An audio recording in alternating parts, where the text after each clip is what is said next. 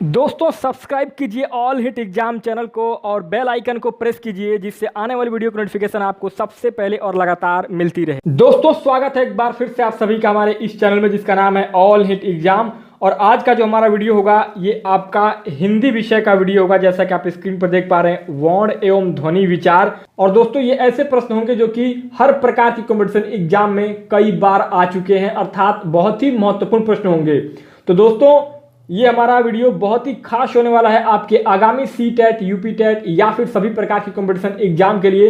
तो दोस्तों निवेदन करूंगा वीडियो को शुरू से लेकर आखिर तक जरूर देखिएगा। तो दोस्तों देरी ना करते हुए आज का वीडियो स्टार्ट करते हैं। तो दोस्तों हिंदी विषय में आज आपका पहला प्रश्न है उच्चारण से, और उच्चारण के टॉपिक से आपका पहला प्रश्न है, किस वर्ण का उच्चारण स्थान कंठ तालु होता है? ए ह, बी छ, सी ओ और डी ए। दोस्तों ये प्रश्न आपका यूपी ट्रिपल एससी चकबंदी लेखपाल में आ चुका है 2015 में। तो दोस्तों पहले नंबर के प्रश्न में जो आपका सबसे सही विकल्प होगा वो आपका ऑप्शन डी होगा, ए। क्यों?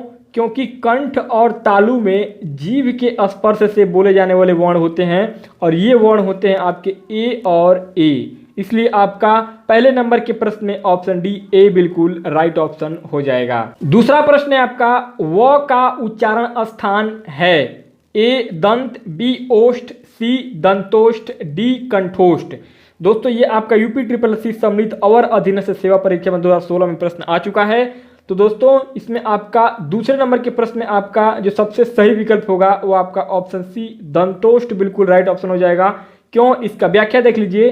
दांत से जीभ और ओठों के कुछ योग से बोला जाने वाला वर्ण जो होता है वो दंतोष्ठ कहलाता है, और वह जो अक्षर है, वह जो वर्ण है, ये आपका इस वर्ग में शामिल है, अर्थात वह का जो उच्चारण स्थान है मुख में वह आपका दंतोष्ठ से होता है, अर्थात दांत और जीभ से मिलकर ये वर्ड बोला जाता है। इसीलिए आपका दूसरे नंबर के प्रश्न में ऑप्शन सी जो है बिल्कुल राइट ऑप्शन हो जाएगा। तीसरा प्रश्न है, हिंदी शब्दकोश में छ का क्रम किस वर्ण के बाद आता है? ए क, बी छ, सी त्र, डी ज्ञ। तो दोस्तों तीसरे नंबर के प्रश्न में जो आपका सबसे सही विकल्प है वो आपका ऑप्शन ए बिल्कुल राइट ऑप्शन हो जाएगा।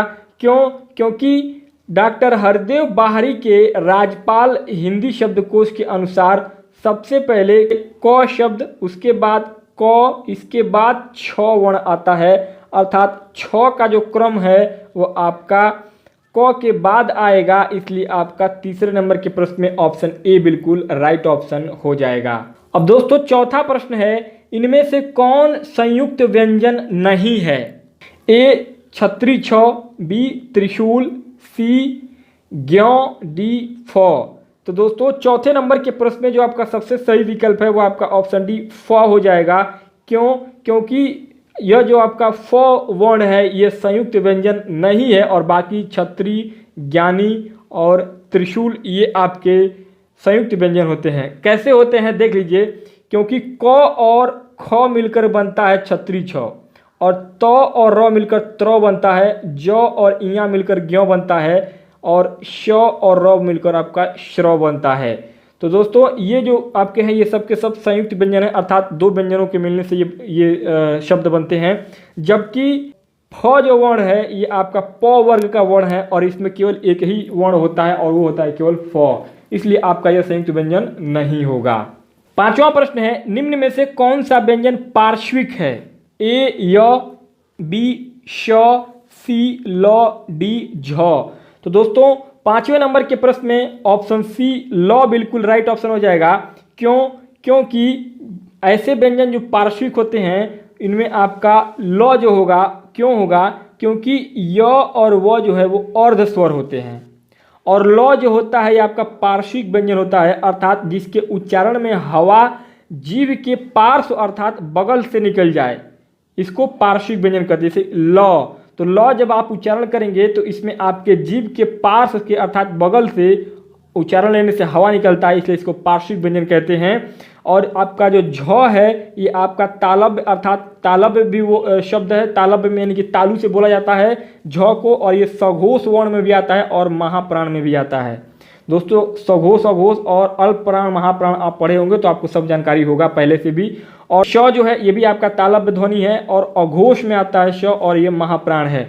तो दोस्तों आप सभी जानते होंगे कि आपका सघोष अघोष सभी जानते हैं और अल्प प्राण महाप्राण आप सभी जानते होंगे। अगर आपको अल्प प्राण महाप्राण और अघोष अघोष में दिक्कत आ रही है तो मैं इसके लिए स्पेशल वीडियो बना दूंगा अगर आप लोग कमेंट करेंगे तो, क्योंकि अल्प प्राण महाप्राण और सघोष अघोष बहुत ही महत्वपूर्ण टॉपिक है आपका हिंदी में। ये हर प्रकार की कॉम्पिटिशन एग्जाम में लगातार पूछा जाता है।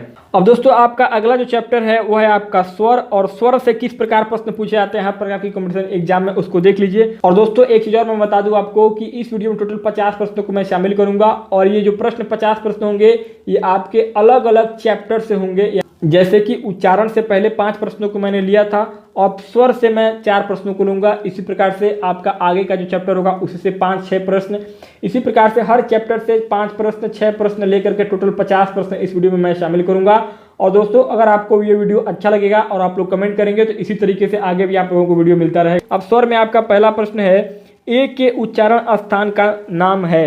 ए तालव्य, बी दंतव्य, सी कंठोष्ठ और डी कंठ तालव्य। तो दोस्तों पहले नंबर के प्रश्न में जो आपका सबसे सही विकल्प होगा स्वर में वो आपका ऑप्शन डी कंठ तालव्य बिल्कुल राइट ऑप्शन हो जाएगा।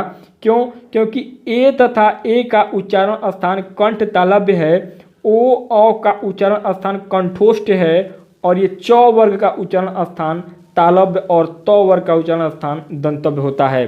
तो ए के जो उच्चारण स्थान पूछा गया इसमें, तो ए का जो उच्चारण स्थान है वह आपका कंठ तालव्य होता है, इसलिए आपका पहले नंबर के प्रश्न में ऑप्शन डी बिल्कुल राइट ऑप्शन हो जाएगा। अब दोस्तों दूसरा प्रश्न है आपका, भाषा विज्ञान की दृष्टि से उ किस प्रकार स्वर है।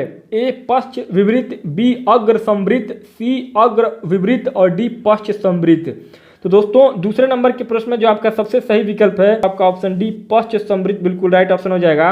क्यों? क्योंकि भाषा विज्ञान की दृष्टि से उ के उच्चारण में जीभ का पिछला भाग काम करता है, अतः यह पश्च स्वर है। उ के उच्चारण में ओष्ठ वृत्तमुखी या गोलाकार तथा जीभ ऊपर उठने के कारण संवृत स्वर भी होता है, इसलिए आपका दूसरे नंबर के प्रश्न में ऑप्शन डी जो है पश्च संवृत बिल्कुल राइट ऑप्शन हो जाएगा। तीसरा प्रश्न स्वर में, हिंदी वर्णमाला में अंग और अह क्या है। ए स्वर, बी व्यंजन, सी अयोग व डी संयुक्त व्यंजन। तो दोस्तों तीसरे नंबर के प्रश्न में जो आपका सबसे सही विकल्प होगा वो आपका ऑप्शन सी अयोग वाह बिल्कुल राइट ऑप्शन हो जाएगा। दोस्तों हिंदी वर्णमाला में अंग और अह को अयोग वाह कहते हैं। संयुक्त व्यंजन जो है आपके विकल्प में दिए गए थे, छत्री, त्रिशूल, ज्ञ और श्र, ये आपके संयुक्त व्यंजन होते हैं। संयुक्त व्यंजन जैसा कि आप सभी जानते हैं कि 2 वर्णों के मिलने से जो वर्ण बनते हैं वो आपके संयुक्त व्यंजन होते हैं। अब दोस्तों अगला जो हमारा चैप्टर है वो है आपका व्यंजन, और व्यंजन से किस प्रकार प्रश्न आते हैं देख लीजिए। अब व्यंजन में आपका पहला प्रश्न है, कौन सी ध्वनि महाप्राण नहीं है। ए ख, बी घ, सी ज, डी झ। दोस्तों ये आपका यूपी SSC सम्मिलित और अधीनस्थ सेवा थर्ड संयुक्त चयन में 2016 में पूछा जा चुका है। दोस्तों अब इस पहले नंबर के प्रश्न में व्यंजन में जो आपका सबसे सही विकल्प होगा वो आपका ऑप्शन सी ज बिल्कुल राइट ऑप्शन हो जाएगा। क्योंकि वे व्यंजन जिनके उच्चारण में श्वास अधिक मात्रा में निकलती है उन्हें महाप्राण व्यंजन कहते हैं। इसके अंतर्गत वर्गों के द्वितीय और चतुर्थ वर्ण तथा समस्त ऊष्म वर्ण जैसे ख, घ, छ, झ, ट, ठ, ड, ध, फ, भ आदि आते हैं। इसी प्रकार वे व्यंजन जिनके उच्चारण में श्वास की मात्रा निकलती है उन्हें अल्प प्राण कहते हैं, अर्थात ऐसे व्यंजन जिनके उच्चारण में श्वास की मात्रा कम निकलती है वे आपके अल्प प्राण होते हैं। इसके अंतर्गत वर्गों के प्रथम तथा तृतीय तथा पंचम वर्ण अर्थात क, ग, अंग, च, ज, ञ, ट, ड, अण, त, द, न, प, ब, म आदि ये जो वर्ण है ये आपके आते हैं। और अंतस्थ व्यंजन ये दोस्तों वो होते हैं जिसे य, र, ल, व, ये सभी क्या है आपके अंतस्थ व्यंजन होते हैं। और ये अंतस्थ व्यंजन भी होते हैं और अल्प प्राण व्यंजन भी इनको कहा जाता है।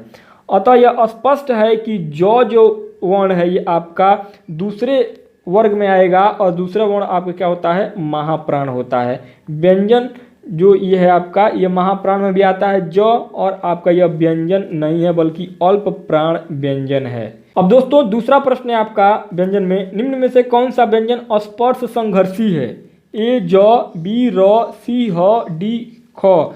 तो दोस्तों दूसरे नंबर के प्रश्न में जो आपका सबसे सही विकल्प होगा वो आपका ऑप्शन ए जौ बिल्कुल राइट ऑप्शन हो जाएगा। क्यों? क्योंकि जौ व्यंजन स्पर्श संघर्षी होता है। आधुनिक परिभाषिक शब्दावली में स्पर्श संघर्षी व्यंजन 5 हैं। च, छ, ज, झ, इया, अर्थात च वर्ग जो है ये आपका स्पर्श संघर्षी व्यंजन में इसकी गिनती की जाती है। इसलिए आपका दूसरे नंबर के प्रश्न में ऑप्शन ए जौ बिल्कुल राइट ऑप्शन हो जाएगा। अब दोस्तों तीसरा प्रश्न है आपका व्यंजन में, हिंदी वर्णमाला में व्यंजनों की संख्या कितनी है? ए 32, बी 34, सी 33, डी 36। तो दोस्तों तीसरे नंबर के प्रश्न में जो आपका सबसे सही विकल्प है वो आपका ऑप्शन सी 33 बिल्कुल राइट ऑप्शन हो जाएगा। क्यों? क्योंकि हिंदी वर्णमाला में 33 मूल व्यंजन होते हैं। इसके अतिरिक्त 2 उच्छिप्त व्यंजन होते हैं, 2 अयोगवा होते हैं। जैसे अयोगवा मैंने अभी आपको इसके पहले बताया है, अंग और अह अयोगवा होते हैं। और 4 संयुक्ताक्षर व्यंजन होते हैं। 4 संयुक्ताक्षर व्यंजन कौन कौन से हैं आपके? छत्री, त्रिशूल, श और श्र। ये जो आपके क्या हैं? ये संयुक्त व्यंजन अर्थात 2 व्यंजनों के मिलने से ये व्यंजन बनते हैं। और इसके अलावा 11 मूल स्वरों को मिला देने पर हिंदी में कुल 52 वर्ण हो जाते हैं। इसलिए आपका हिंदी वर्णमाला में व्यंजनों की संख्या टोटल 33 है। चौथा प्रश्न है, निम्न में से कौन सा व्यंजन संघर्षी है? ए झ, बी ठ, सी ह, डी म। तो दोस्तों चौथे नंबर के प्रश्न में ऑप्शन सी ह बिल्कुल राइट ऑप्शन हो जाएगा। क्यों? क्योंकि ऊष्म व्यंजन जितने होते हैं वो संघर्षी व्यंजन भी होते हैं। ऊष्म व्यंजन कौन कौन से हैं? तीनों श और ह, इनको क्या कहा जाता है? ऊष्म व्यंजन, अर्थात जिनके उच्चारण से मुख्य ऊष्मा यानी कि ज्यादा बल लगे वो आपके ऊष्म व्यंजन होते हैं, अर्थात संघर्षी व्यंजन भी इनको कहा जाता है। दोस्तों पांचवा प्रश्न है आपका, अघोष वर्ण कौन सा है? ए अ, बी ज, सी ह, डी श। तो दोस्तों पांचवें नंबर के प्रश्न में आपका ऑप्शन डी स बिल्कुल राइट ऑप्शन हो जाएगा। क्यों? क्योंकि उपयुक्त वर्णों में स जो है ये आपका अघोष वर्ण में इसकी गिनती की जाती है।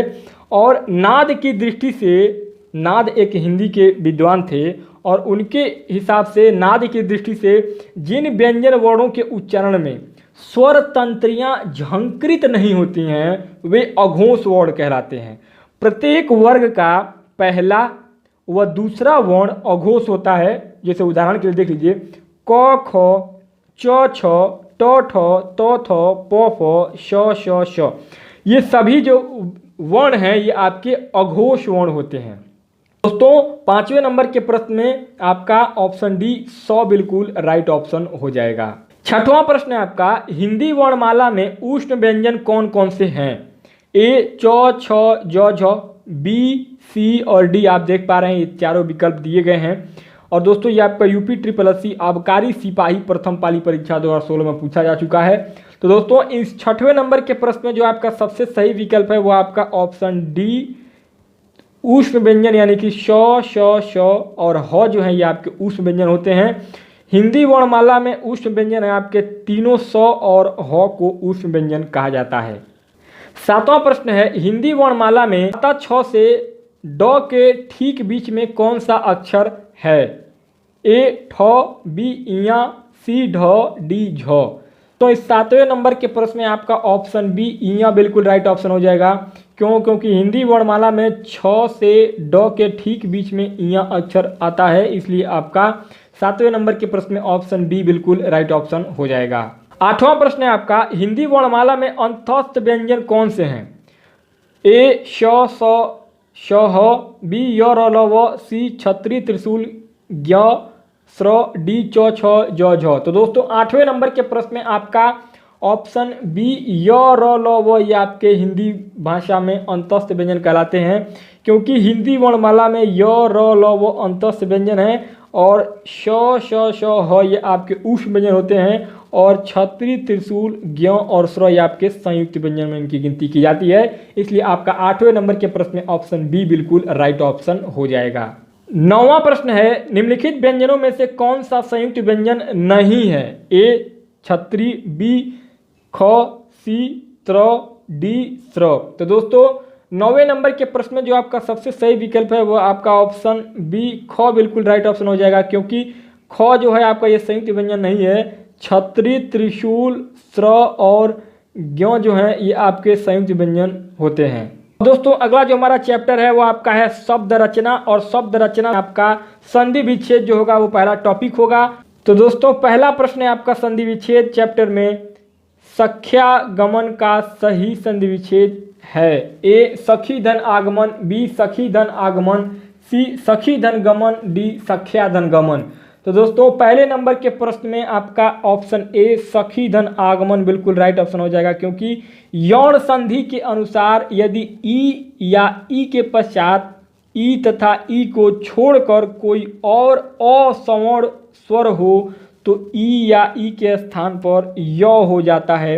जैसे सख्यागमन का सही संधि विच्छेद सखी धन आगमन होगा, इसलिए आपका पहले नंबर के प्रश्न में ऑप्शन ए बिल्कुल राइट ऑप्शन हो जाएगा। दूसरा प्रश्न है संधि विच्छेद चैप्टर में, रीति धन अनुसार की संधि क्या होगी। ए रीति अनुसार, बी रीति अनुसार, सी रीत्य अनुसार, डी रीतियानुसार। तो दोस्तों दूसरे नंबर के प्रश्न में ऑप्शन सी रीत्य अनुसार बिल्कुल राइट ऑप्शन हो जाएगा। क्यों? क्योंकि रीति धन अनुसार की संधि रीत्य अनुसार होती है। यहाँ पर ई धन अ बराबर य हो जाएगा और यह भी आपका यौन संधि के अंतर्गत आता है। दोस्तों एक चीज़ और मैं बता दूं कि हिंदी का बहुत ही ज़बरदस्त वीडियो हमारे इस ऑल हिट एग्जाम चैनल पर बना करके ऑलरेडी अपलोड कर दिया गया है, जिसमें कि हिंदी के सारे आपके चैप्टर मिल जाएंगे, वो भी डिटेल एक्सप्लेनेशन के साथ में। और टोटल 5 पार्टों में हमने उस वीडियो को बनाया है और उसका भी मैं आपको दे दूंगा, थंबनेल भी दे दूंगा और हो सके तो मैं आपको उसका डिस्क्रिप्शन में लिंक भी दे दूंगा, जा करके आप उस वीडियो को देख लेंगे तो आपका हिंदी बहुत ही ज़बरदस्त तरीके से तैयार हो जाएगा। सी टेट, यूपी टेट और सभी राज्यों की टेट परीक्षाओं के अलावा सभी प्रकार के कॉम्पिटिशन एग्जाम के लिए बहुत ही रामबाण साबित होगा वो वीडियो हिंदी वाला। तो दोस्तों बढ़ते हैं अगले प्रश्न की ओर। दूसरा प्रश्न है, निम्न में संधि है, एतन मुरारी में कौन सी संधि होगी। ए व्यंजन संधि, बी स्वर संधि, सी विसर्ग संधि, डी अयाद्य संधि। तो दोस्तों तीसरे नंबर के प्रश्न में आपका ऑप्शन ए व्यंजन संधि बिल्कुल राइट ऑप्शन हो जाएगा। क्यों? क्योंकि यदि किसी वर्ग के प्रथम वर्ण के बाद कोई अनुनासिक वर्ण हो तो प्रथम वर्ण के बदले उसी वर्ग का अनुनासिक वर्ण हो जाता है। जैसे एतत धन मुरारी बराबर एतन न मुरारी, चित धनमय बराबर चिन्मय, वाक धनमय बराबर वाग्मय। यह जो आपके उदाहरण हैं ये आपके व्यंजन संधि के उदाहरण हैं, इसलिए आपका तीसरे नंबर के प्रश्न में ऑप्शन ए एतन मुरारी व्यंजन संधि होगा। चौथा प्रश्न है, निम्नलिखित शब्दों में से किसमें स्वर संधि है। ए तपोगुण, बी रामायण, सी अतएव, डी सज्जन। तो दोस्तों चौथे नंबर के प्रश्न में ऑप्शन बी रामायण बिल्कुल राइट ऑप्शन हो जाएगा, क्योंकि रामायण का संधि विच्छेद राम धन अयन होता है। यहाँ पर अ और अ मिलकर आ हो जाता है, यह दीर्घ स्वर संधि का उदाहरण है। और तपोगुण का संधि विच्छेद आपका तपह धन गुण होता है, यह विसर्ग संधि में आएगा। और सज्जन का संधि विच्छेद सत धन जन होता है, यह आपका व्यंजन संधि में आएगा। तो दोस्तों ये आपके तीनों जो विकल्प दिए गए हैं ये तीनों 3 प्रकार से हैं। जैसे कि रामायण आपका जो है ये आपका दीर्घ स्वर संधि के अंतर्गत आता है, और तपोगुण आपका जो है यह विसर्ग संधि के अंतर्गत आता है, और सज्जन आपका व्यंजन संधि के अंतर्गत आता है। और रामायण का संधि विच्छेद आपका राम धन अयन होता है। 5वां प्रश्न है, 2 समीपवर्ती वर्णों के मेल से जो विकार परिवर्तन होता है वह क्या कहलाता है। ए अवयव, बी प्रत्यय, सी समास, डी संधि। तो दोस्तों 5वें नंबर के प्रश्न में जो आपका सबसे सही विकल्प होगा वो आपका ऑप्शन डी संधि बिल्कुल राइट ऑप्शन हो जाएगा, क्योंकि 2 समीपवर्ती वर्णों के मेल से जो विकार या परिवर्तन होता है वह संधि कहलाता है। 6वां प्रश्न है, अनुवीक्षण का संधि विच्छेद करिए। ए अनधन वीक्षण, बी अनुधन ऐषण, सी अनुधन ईक्षण, डी अनुविधन क्षण।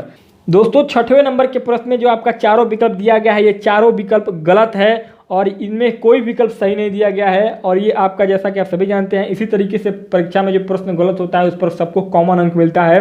तो ये जो प्रश्न है इसमें भी आपका जो चारों विकल्प है ये चारों विकल्प गलत दिया गया है। सही विकल्प क्या है इसका मैं आपको डिटेल एक्सप्लेनेशन यहाँ पे बता देता हूँ। देखिए, अनुवीक्षण का सही संधि विच्छेद अनुधन ईक्षण होता है, और अनुधन ईक्षण आपका इन चारों विकल्पों में ए बी सी डी किसी में भी नहीं है। यह यौन संधि के अंतर्गत आता है। यहाँ पर उ धन ई मिलकर वी हो रहा है। हालांकि प्रश्न में जो विकल्प दिया गया है इसमें जो विच्छेद है ये अनुधन ईक्षण है, यानी कि सी जो विकल्प है ये थोड़ा सा सही है, लेकिन ये भी आपका पूरा सही नहीं है। इसलिए आपका इन चारों विकल्पों में कोई विकल्प सही नहीं है और सही होगा आपका अनुधन ईक्षण बराबर अनुवीक्षण। 7वां प्रश्न है, गौह धन चरती की संधि है।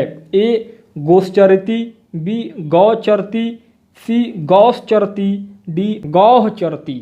तो दोस्तों 7वें नंबर के प्रश्न में ऑप्शन सी गौश्चरति बिल्कुल राइट ऑप्शन हो जाएगा। क्यों? क्योंकि विसर्ग संधि के नियम के अनुसार यदि विसर्ग के बाद च या छ हो तो विसर्ग का श हो जाता है। जैसे देख लीजिए, पुनः धन चर्चा बराबर पुनश्चर्चा, दुह धन चरित बराबर दुश्चरित, निह धन चल बराबर निश्चल, गौह धन चरती बराबर गौश्चरती। इसलिए आपका 7वें नंबर के प्रश्न में ऑप्शन सी बिल्कुल राइट ऑप्शन हो जाएगा। 8वां प्रश्न है आपका संधि विच्छेद में वधूर्मी का संधि विच्छेद क्या होगा? ए वधू धन उर्मी, बी वधू धन उर्मी, सी वधू धन उर्मी और डी वधू धन उर्मी। तो दोस्तों 8वें नंबर के प्रश्न में ऑप्शन बी वधू धन उर्मी बिल्कुल राइट ऑप्शन हो जाएगा, क्योंकि वधूर्मी का सही संधि विच्छेद है वधू धन उर्मी, अर्थात उ प्लस उ बराबर आपका बड़ा उ हो जाएगा।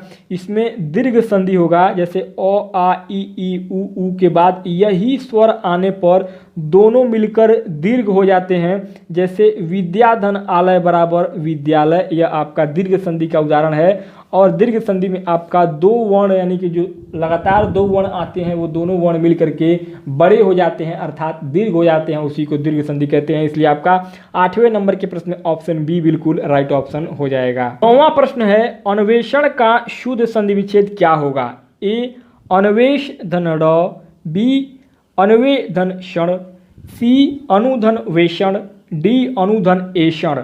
तो दोस्तों 9वें नंबर के प्रश्न में ऑप्शन डी अनुधन एषण बिल्कुल राइट ऑप्शन हो जाएगा, क्योंकि अन्वेषण का शुद्ध संधि विच्छेद अनुधन एषण होगा। इसमें यौण स्वर संधि है। जब ह्रस्व या दीर्घ ई उ री के बाद कोई असमान स्वर आए तो ई उ री के स्थान पर क्रमशः य व और र हो जाता है। इसलिए आपका यह यौण स्वर संधि के अंतर्गत आएगा और इसमें आपका अन्वेषण का सही संधि विच्छेद अनुधन एषण होगा, अर्थात ऑप्शन डी राइट ऑप्शन हो जाएगा। 10वां प्रश्न है आपका संधि विच्छेद में उड्डयन का संधि विच्छेद होगा। ए उत धन डयन, बी उड धन डयन, सी उत धन अयन और डी उद धन अयन। तो दोस्तों 10वें नंबर के प्रश्न में ऑप्शन ए उत धन डयन आपका जो है उड्डयन का सही संधि विच्छेद होगा। जैसे कि इस एक्सप्लेनेशन देख लीजिए, उड्डयन का संधि विच्छेद उत धन डयन होगा। इसमें व्यंजन संधि है, जैसे क च ट त प के बाद जो वर्गों का तृतीय या चतुर्थ वर्ण होता है, जैसे ग घ ज झ ड ढ द ध ब भ अथवा य र ल व अथवा कोई स्वर हो, जैसे कि क च ट त प के स्थान पर उसी वर्ग का तीसरा वर्ण जो होता है वो आपको जैसे ग ज ड द ब हो जाता है। जैसे कि उत धन डयन बराबर, तो आपका इसमें त थ ड तीसरा वर्ण आएगा, तो इसलिए उत धन डयन बराबर उड्डयन आपका सही संधि विच्छेद हो जाएगा। 11वां प्रश्न है संधि विच्छेद में सच्छास्त्र का समुचित संधि विच्छेद क्या होगा? ए सच धन छास्त्र, बी सत धन शास्त्र, सी सत धन छास्त्र, डी सच धन शास्त्र। तो दोस्तों 11वें नंबर के प्रश्न में ऑप्शन बी सत धन शास्त्र बिल्कुल राइट ऑप्शन हो जाएगा, क्योंकि सच्छास्त्र का समुचित संधि विच्छेद आपका सत धन शास्त्र होगा। इसमें व्यंजन संधि है, इसके अनुसार त एवं श मिलकर छ हो जाता है, इसलिए आपका 11वें नंबर के प्रश्न में ऑप्शन बी बिल्कुल करेक्ट ऑप्शन हो जाएगा। दोस्तों 12वां प्रश्न है दीर्घ संधि, गुण संधि, वृद्धि संधि, यौन संधि व अयाद संधि के किस मूल भेद के अंतर्गत सन्निहित है? ए व्यंजन संधि, बी स्वर संधि, सी विसर्ग संधि और डी उपयुक्त में से कोई नहीं। तो दोस्तों 12वें नंबर के प्रश्न में ऑप्शन बी स्वर संधि आपका बिल्कुल राइट ऑप्शन हो जाएगा। क्यों? क्योंकि स्वर संधि के 5 भेद बताए जाते हैं, जैसे कि पहला होता है दीर्घ संधि, दूसरा गुण संधि, तीसरा वृद्धि संधि, चौथा यौन संधि और 5वां अयाद संधि। और हिंदी व्याकरण की दृष्टि से 5वें भेद में उपजाऊपन न होने के कारण हम नए शब्दों का निर्माण नहीं कर सकते। जो शब्द संस्कृत में सिद्ध हो गए हिंदी के लिए वे रूढ़ शब्द हो जाते हैं, यौगिक नहीं। जैसे नयन, पावक, पवन, नायक, ये सब क्या हैं आपके यौगिक शब्द नहीं हैं, ये रूढ़ शब्द हैं। 13वां प्रश्न है पावन का संधि विच्छेद क्या होगा? ए पा धन वन, बी प धन आवन, सी पौ धन अन, डी पो धन अन। तो दोस्तों 13वें नंबर के प्रश्न में ऑप्शन सी पौ धन अन बिल्कुल राइट ऑप्शन हो जाएगा।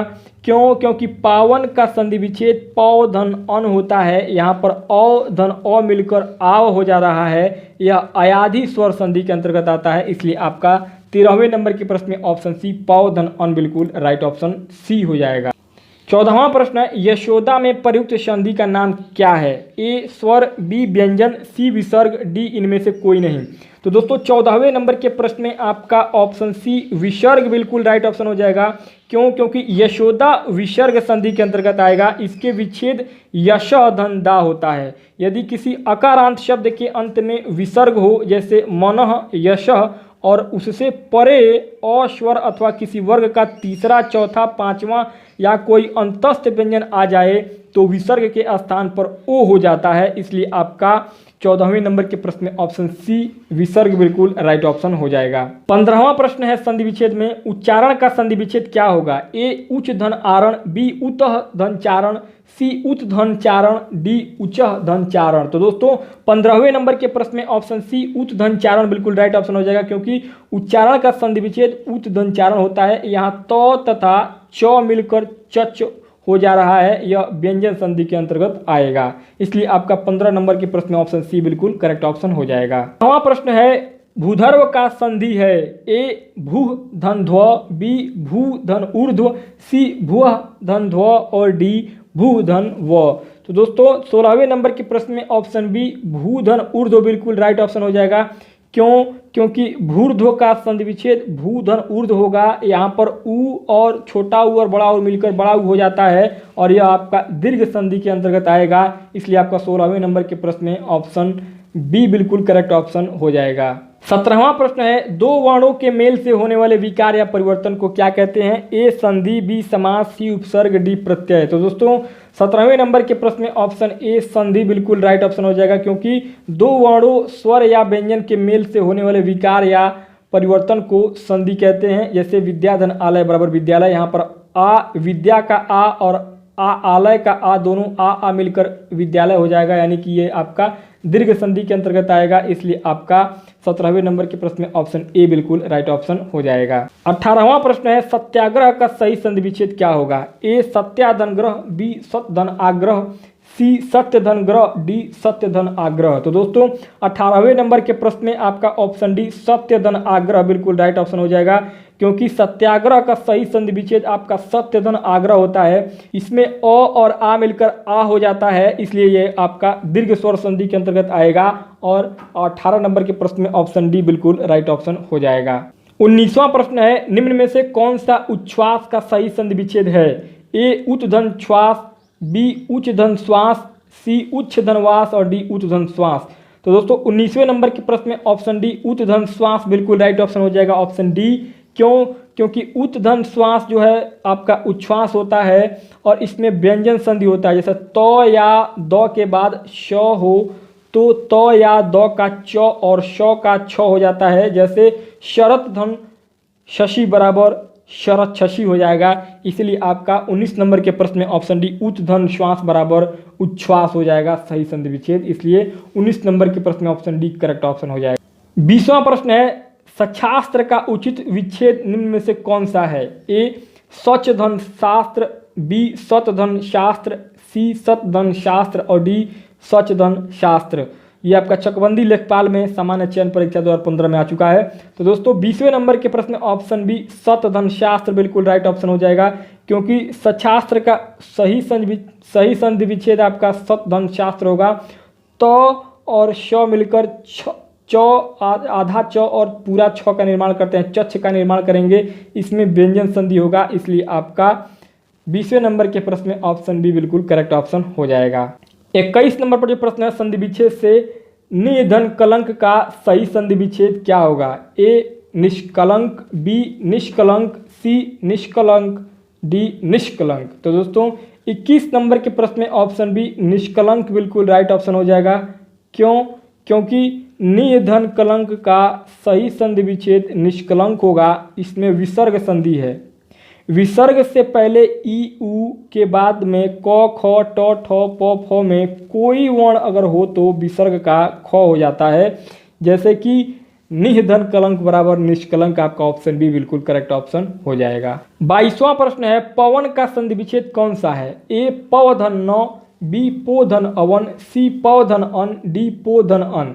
तो दोस्तों 22 नंबर के प्रश्न में आपका ऑप्शन डी पो धन अन बिल्कुल राइट ऑप्शन हो जाएगा। क्यों? क्योंकि 22वें प्रश्न में पवन का जो सही संधि विच्छेद होगा वो आपका पो धन अन होता है और इसमें आपका अयाद संधि होता है।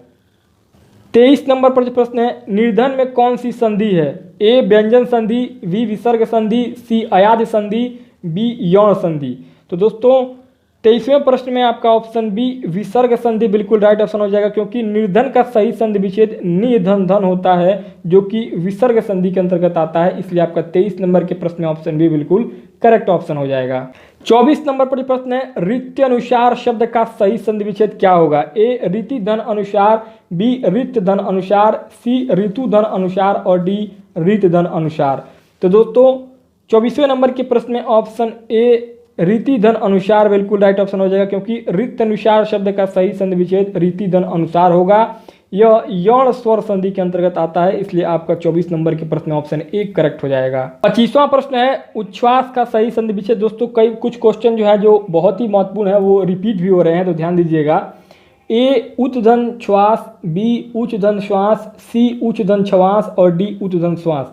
तो दोस्तों 25वें नंबर के प्रश्न में आपका ऑप्शन डी उच्च धन श्वास बिल्कुल राइट ऑप्शन हो जाएगा, क्योंकि व्यंजन का व्यंजन से अथवा किसी स्वर से मेल होने पर जो परिवर्तन होता है उसे व्यंजन संधि कहते हैं। उच्छ्वास का सही संधि विच्छेद करने पर उच्च धन श्वास होता है। यहाँ तो धन श बराबर छ हो जाता है। कुछ उदाहरण जैसे इसके देख लीजिए, उच्च धन शिष्ट बराबर उच्छिष्ट, सत धन शासन बराबर सच्छासन और सत धन शास्त्र बराबर आपका सच्छास्त्र, आपका बिल्कुल राइट ऑप्शन हो जाएगा, इसलिए आपका 25 नंबर के प्रश्न ऑप्शन डी बिल्कुल करेक्ट हो जाएगा। अब दोस्तों अगला जो आपका टॉपिक है, अगला जो चैप्टर है वो है आपका समास, और समास से टोटल लिया जाएगा 15 प्रश्न, क्योंकि ऑलरेडी 25 प्रश्न आपके संधि विच्छेद से हो चुके हैं, 10 प्रश्न आपके वर्ण और स्वर व्यंजन से हो चुके हैं, इसलिए आपका 15 प्रश्न समास से लिया जाएगा। टोटल आपके 50 प्रश्न कंप्लीट हो जाएंगे। तो दोस्तों समास में आपका पहला प्रश्न है निम्नलिखित में से कौन सा शब्द बहुब्रीहि समास का उदाहरण है? ए त्रिभुज, बी दशानन, सी नवरात्र और डी त्रिलोक। तो दोस्तों पहले नंबर के प्रश्न में आपका ऑप्शन बी दशानन बिल्कुल राइट ऑप्शन हो जाएगा। क्यों? क्योंकि दशानन का मतलब होता है 10 हैं आनंद जिसके, अर्थात रावण। यह बहुब्रीहि समास का उदाहरण है। इस समास में कोई भी पद प्रधान नहीं होता है, दोनों ही पद मिलकर एक नया अर्थ प्रकट करते हैं, अर्थात बहुब्रीहि समास में दोनों पद मिलकर के किसी तीसरे पद की ओर इंगित करते हैं, इसलिए आपका पहले नंबर के प्रश्न में ऑप्शन बी दशानन बिल्कुल राइट ऑप्शन हो जाएगा। जबकि बाकी के जो 3 ऑप्शन दिए हैं त्रिभुज, नवरात्र एवं त्रिलोक, ये तीनों के तीनों आपके द्विगु समास के उदाहरण हैं। दूसरा प्रश्न है आपका समास में चक्रपाणी, चंद्रभाल तथा सुलोचना में क्रमशः समास है। ए कर्मधारय द्वंद्व तत्पुरुष, बी सभी संप्रदान तत्पुरुष, सी सभी बहुब्रीहि और डी तत्पुरुष कर्मधारय द्वंद्व। तो दोस्तों दूसरे नंबर के प्रश्न में आपका ऑप्शन सी सभी बहुब्रीहि समास बिल्कुल राइट ऑप्शन हो जाएगा, क्योंकि चक्रपाणी अर्थात चक्र है पानी में जिसके, अर्थात विष्णु, अर्थात ये भी तीसरे पद को इंगित कर रहा है, इनमें दोनों पद प्रधान नहीं है।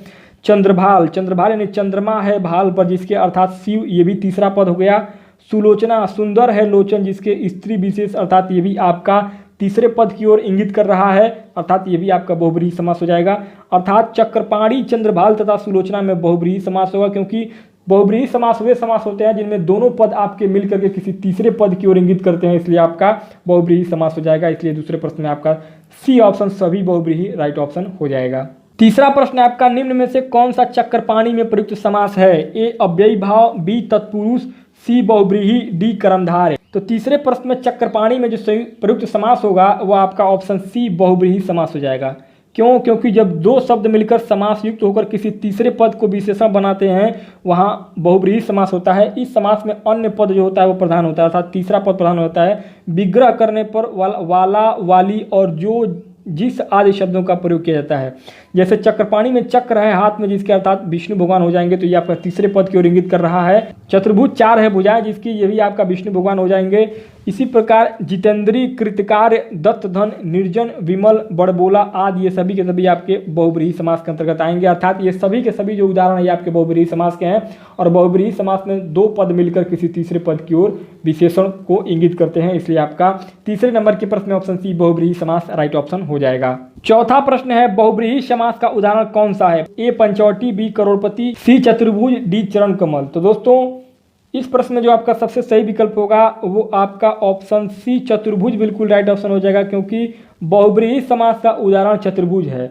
बहुब्रीहि समास वह होता है जिसमें पूर्व पद व उत्तर पद दोनों ही प्रधान नहीं होते हैं, दोनों मिलकर तीसरे पद प्रधान की व्याख्या करते हैं, अर्थात दोनों मिलकर किसी तीसरे शब्द की ओर संकेत करते हैं। जैसे चतुर्भुज 4 भुजाएं हैं जिसकी अर्थात विष्णु भगवान हो जाएंगे। पांचवा प्रश्न आपका नीचे दिए गए शब्दों में से अव्ययी भाव समास का चयन कीजिए। ए पाप पुण्य, बी आजीवन, सी घुड़सवार, डी पीताम्बर। तो दोस्तों पांचवें नंबर के प्रश्न में आपका ऑप्शन बी आजीवन बिल्कुल राइट ऑप्शन हो जाएगा, क्योंकि आजीवन शब्द का अर्थ जीवन भर होता है। इसमें अव्ययी भाव समास होगा। जिस समास में पहला पद अव्यय एवं दूसरा पद संज्ञा हो और समस्त पद में अव्यय के अर्थ की ही प्रधानता हो उसे अव्ययी भाव समास कहते हैं। इसलिए आपका पांचवें नंबर के प्रश्न में ऑप्शन बी बिल्कुल राइट ऑप्शन हो जाएगा। छठवां प्रश्न है सरासर में कौन सा समास है? ए द्वंद्व, बी द्विगु, सी अव्ययी भाव, डी तत्पुरुष। तो दोस्तों छठवें नंबर के प्रश्न में आपका ऑप्शन सी अव्ययी भाव बिल्कुल राइट ऑप्शन हो जाएगा। क्यों? क्योंकि अव्ययों अथवा उपसर्गों के साथ संज्ञा पदों का समास अव्ययी भाव समास कहलाता है। इसे पूर्व पद प्रधान समास भी कहते हैं। इस समास में पूर्व पद अव्यय होता है, अतः संपूर्ण समासिक पद भी अव्यय बन जाता है। हिंदी में अव्ययी भाव समास से निष्पन्न पदों के 3 वर्गों में विभाजित किया जा सकता है। पहला, संस्कृत के उपसर्गों, गति शब्दों और अव्ययों के संयोग से बने समासिक पद। दूसरा, अरबी फारसी अव्ययों के संयोग से बने समासिक पद। तीसरा, हिंदी की अपनी प्रक्रिया से निष्पन्न समासिक पद। हिंदी की अपनी प्रक्रिया से निष्पन्न समासिक पद के 3 भेद होते हैं। इससे पहला होता है आपका पुनरुक्त शब्द, घर घर, पल पल, रातों रात, एकाएक, सरासर, धड़ाधड़ आदि इसके उदाहरण हैं। दूसरा होता है अपने तद व उपसर्गों से बने शब्द, जैसे भर पेट, भर दोपहरी, बिन जाने, न जाने इत्यादि। तीसरा होता है संकर शब्द, अर्थात बेधड़क, हर घड़ी, भर बाजार, पीढ़ी दर पीढ़ी आदि। ये क्या है? आपके हिंदी की अपनी प्रक्रिया से निष्पन्न समासिक पद होते हैं, और हिंदी की अपनी प्रक्रिया से निष्पन्न समासिक पद जो होते हैं आपके तीन होते हैं, जिसको मैंने बता दिया। सातवां प्रश्न है आपका तिरंगा में कौन सा समास है? ए द्वंद्व, बी द्विगु, सी अव्ययी भाव, डी तत्पुरुष। तो दोस्तों 7वें नंबर के प्रश्न में आपका ऑप्शन बी द्विगु समास बिल्कुल राइट ऑप्शन हो जाएगा, क्योंकि तिरंगा में द्विगु समास है। तिरंगा का समास विग्रह होता है 3 रंग वाला। जिस समास का प्रथम पद संख्यावाचक और अंतिम पद संज्ञा हो उसे द्विगु समास कहते हैं। इसलिए आपका ऑप्शन बी द्विगु समास हो जाएगा 7वें नंबर के प्रश्न में, क्योंकि तिरंगा का जो समास होगा वो आपका द्विगु समास होगा। 8वां प्रश्न है आपका धीरे धीरे का समास है। ए द्वंद्व, बी अव्ययी भाव, सी कर्मधारय, डी द्विगु समास। तो दोस्तों 8वें नंबर के प्रश्न में ऑप्शन बी अव्ययी भाव बिल्कुल राइट ऑप्शन हो जाएगा। क्यों? क्योंकि अव्ययी का अर्थ होता है अव्यय हो जाना। वास्तव में यह क्रिया विशेषण अव्यय का काम करता है, अर्थात क्रिया की विशेषता बताता है। पहले खंड की प्रधानता होती है, जैसे उदाहरण देख लीजिए, भरपेट में अव्ययी भाव समास है। अव्ययी भाव समास के कुछ उदाहरण इस प्रकार है, जैसे अनजाने, दिनों दिन, रातों रात, कानों कान, हाथों हाथ, बीचों बीच, धीरे धीरे, आमने सामने इत्यादि सब के सब क्या है? अव्ययी भाव समास हैं। इसलिए आपका 8वें नंबर के प्रश्न में धीरे धीरे आपका अव्ययी भाव समास हो जाएगा। 9वां प्रश्न है समास बताइए भरपेट। भरपेट में समास कौन सा होगा? ए अव्ययी भाव, बी द्वंद्व, सी तत्पुरुष, डी बहुब्रीहि। तो दोस्तों 9वें नंबर के प्रश्न में आपका ऑप्शन ए अव्ययी भाव समास बिल्कुल राइट ऑप्शन हो जाएगा, क्योंकि भरपेट में अव्ययी भाव समास होगा। अभी इसके पहले हम लोगों ने प्रश्न में पढ़ा है, इसका विग्रह होता है पेट भर। तो पेट भर जो होगा ये आपका अव्यय के अंतर्गत आएगा, अर्थात अव्ययी भाव समास हो जाएगा। 10वां प्रश्न दोस्तों पथभ्रष्ट। अब पथभ्रष्ट में आपका उचित समास बताना है। ए अव्ययी भाव, बी द्वंद्व, सी तत्पुरुष, डी कर्मधारय। तो दोस्तों पथभ्रष्ट जो समास होगा पथभ्रष्ट का, वो आपका ऑप्शन सी तत्पुरुष समास के अंतर्गत आएगा। कैसे? क्योंकि पथभ्रष्ट में तत्पुरुष समास है, यह अपादान तत्पुरुष के अंतर्गत आता है। जहां समास के पूर्व पक्ष में अपादान की विभक्ति अर्थात से विलग का भाव हो, वहां अपादान तत्पुरुष समास होता है। जैसे आप कारक पढ़े होंगे, कारक में आपका क्या होता है? 8 कारक होते हैं, जैसे कि आप सभी जानते हो कर्ता, कर्म, करण ऐसे करके होता है। तो ये 8 कारक होते हैं, उसी में आपका अपादान कारक अर्थात अपादान तत्पुरुष समास ये होगा, जिसमें अपादान कारक में क्या होता है? किसी चीज़ से अलग होना। जैसे पेड़ से पत्ता गिरा, तो पेड़ से पत्ता जो गिर रहा है वो अलग हो रहा है, इसलिए वहाँ पर अपादान कारक होगा। इसी प्रकार जहाँ अलगाव की भावना हो वहाँ पर आपका अपादान होता है, इसलिए आपका 10वें नंबर के प्रश्न में ऑप्शन सी तत्पुरुष अपादान तत्पुरुष समास बिल्कुल राइट ऑप्शन हो जाएगा। 11वां प्रश्न है अष्टाध्यायी। तो दोस्तों अष्टाध्यायी में कौन सा समास होगा? ए बहुव्रीहि, बी द्विगु, सी कर्मधारय, डी तत्पुरुष। तो दोस्तों अष्टाध्यायी में आपका ऑप्शन बी द्विगु समास हो जाएगा, क्योंकि अष्टाध्यायी में द्विगु समास है जिस समास में प्रथम पद संख्यावाचक हो अर्थात संख्या हो और अंतिम पद संज्ञा हो, वहाँ पर द्विगु समास होगा। और अष्टाध्यायी में आपका अष्ट जो है वो आपको 8 को दर्शा रहा है और ये संख्या है, इसलिए आपका 11वें नंबर के प्रश्न में ऑप्शन बी द्विगु बिल्कुल राइट ऑप्शन हो जाएगा। 12वां प्रश्न है योगदान में कौन सा समास है? ए अव्ययी भाव, बी तत्पुरुष, सी कर्मधारय, डी बहुव्रीहि। तो दोस्तों 12वें नंबर के प्रश्न में आपका ऑप्शन बी तत्पुरुष समास बिल्कुल राइट ऑप्शन हो जाएगा। क्यों? क्योंकि योगदान का समास विग्रह होता है योग का दान, योगस्य दान, इसके आधार पर योगदान में षष्ठी तत्पुरुष समास होगा, इसलिए आपका ऑप्शन बी तत्पुरुष बिल्कुल राइट ऑप्शन हो जाएगा। 13वां प्रश्न है राजपुत्र में कौन सा समास है? ए तत्पुरुष, बी द्विगु, सी द्वंद्व, डी कर्मधारय। तो दोस्तों 13वें नंबर के प्रश्न में आपका ऑप्शन ए तत्पुरुष बिल्कुल राइट ऑप्शन हो जाएगा, क्योंकि राजपुत्र में तत्पुरुष समास होगा। इस समास में उत्तर पद प्रधान होता है, इसके निर्माण में 2 पदों के बीच कारक चिन्हों का लोप हो जाता है, जैसे राजपुत्र बराबर राजा का पुत्र, इसलिए आपका 13वें नंबर के प्रश्न में ऑप्शन ए तत्पुरुष समास बिल्कुल राइट ऑप्शन हो जाएगा। 14वां प्रश्न है इस समास में पहला पद संख्यावाचक होता है? ए अव्ययी भाव, बी द्विगु, सी द्वंद्व, डी कर्मधारय। तो दोस्तों 14वें नंबर के प्रश्न में ऑप्शन बी द्विगु समास बिल्कुल राइट ऑप्शन हो जाएगा, क्योंकि द्विगु समास वह समास है जिसमें पूर्व पद अर्थात पहला पद संख्यावाचक विशेषण होता है। इसमें पहला जो पद होगा वो आपका हमेशा संख्यावाचक होगा। इसमें समूह या समाहार का ज्ञान होता है, जैसे सप्त सिंधु यानी कि 7 सिंधुओं का समूह, इसलिए आपका 14वें नंबर के प्रश्न में ऑप्शन बी द्विगु समास बिल्कुल राइट ऑप्शन हो जाएगा। और दोस्तों आखिरी प्रश्न होगा आपका 15वें नंबर पर 50वां प्रश्न होगा इस वीडियो का, जिस समास का पूर्व पद प्रधान हो उसे कौन सा समास कहते हैं? ए संबंध तत्पुरुष, बी कर्मधारय, सी अव्ययी भाव और डी द्वंद्व। तो दोस्तों 15वें नंबर के प्रश्न में ऑप्शन सी अव्ययी भाव बिल्कुल राइट ऑप्शन हो जाएगा, क्योंकि जिस समास का पहला पद आपका पूर्व पद प्रधान होता है वहाँ पर हमेशा आपका अव्ययी भाव समास होगा, इसलिए आपका 15वें नंबर के प्रश्न में ऑप्शन सी अव्ययी भाव बिल्कुल राइट ऑप्शन हो जाएगा। तो दोस्तों इस प्रकार से आपका हिंदी भाषा का ये 50 प्रश्नों का वीडियो कंप्लीट हुआ, और ये आपके ऐसे प्रश्न थे जो कि लगभग हर प्रकार की कॉम्पिटिशन एग्जाम में पूछे जा चुके हैं। बहुत ही महत्वपूर्ण प्रश्न है, जैसा कि आप लोग अभी देख पा रहे होंगे कि ये आपका आखिरी प्रश्न जो है ये आपका यूपी SSSC ग्राम पंचायत अधिकारी परीक्षा 2016 में पूछा जा चुका है। तो ये वीडियो बहुत ही ज़्यादा कारगर साबित होगा आपके आगामी सभी प्रकार की कॉम्पिटिशन एग्जाम के लिए। और दोस्तों अगर आपको ये वीडियो अच्छा लगा हो तो आप लोग मुझे कमेंट बॉक्स में कमेंट करेंगे तो मैं इसके अगले पार्ट को भी बनाऊंगा, और अगर आपको वीडियो अच्छा न लगा हो तो आप मुझे जरूर बताइएगा कि आपको वीडियो क्यों नहीं अच्छा लगा, तो मैं इसका अगला पार्ट नहीं बनाऊंगा। तो दोस्तों अगर आपको वीडियो अच्छा लगा हो तो मेरे चैनल को सब्सक्राइब करके हमारे साथ जुड़ सकते हैं, क्योंकि आपको इस चैनल पर सभी प्रकार की कॉम्पिटिशन एग्जाम की तैयारी हिंदी भाषा में कराई जाती है। तो मिलते हैं नेक्स्ट वीडियो में, तब तक के लिए बहुत बहुत धन्यवाद।